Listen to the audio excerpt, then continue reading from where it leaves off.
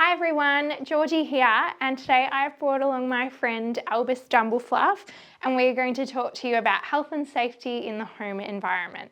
We all know that health and safety looks a little bit different at everyone's homes based upon our lifestyle and the type of house that you're living in. So we each have to take into account a number of different considerations when we're setting up our home-based workstations. And Albus and I are going to take you through a number of these today for our house.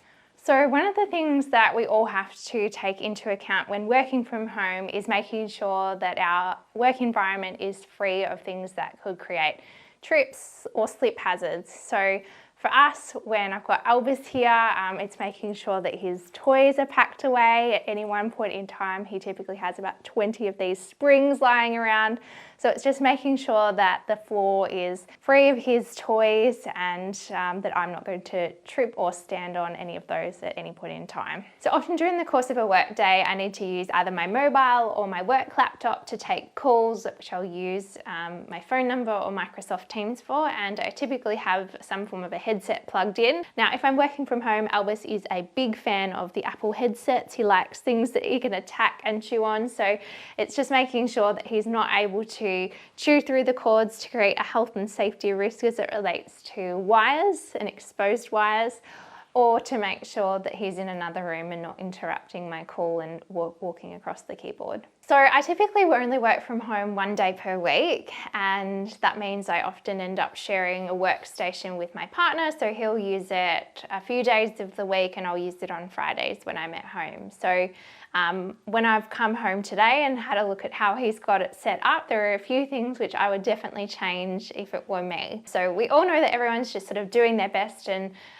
making sure their home stations are set up as ergonomically as possible. But for me, one thing is just looking at this stack of books and laptop cases that Jack's got here. I would say that's probably a bit unstable, especially if we have our little friend Albus jump on to the desk at any point throughout the day.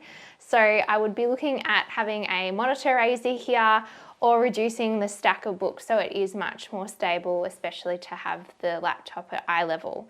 We have a sit-stand desk here as well. It's electric and can go up and down, so I would also just be adjusting the height of the desk to make sure that I can comfortably use the keyboard without hunching over, and so the top of the monitor is sort of sitting pretty eye level. Albus also likes to get involved in work throughout the day. I think he's gunning for an internship, and I will often find him walking across the desk. So it's good to just make sure that if you do have pets in the household, you're just being careful of when they step on the keyboard that they're not knocking over your monitor and the desk setup. I would also say that if you are sharing a workstation with other members of the household, it's really important to remember that we do have a clean desk policy which extends to the home work environment. So it's just good to make sure that you've got any paperwork packed away and that you are locking your screen when you're stepping away from your desk, so that other people that you might live with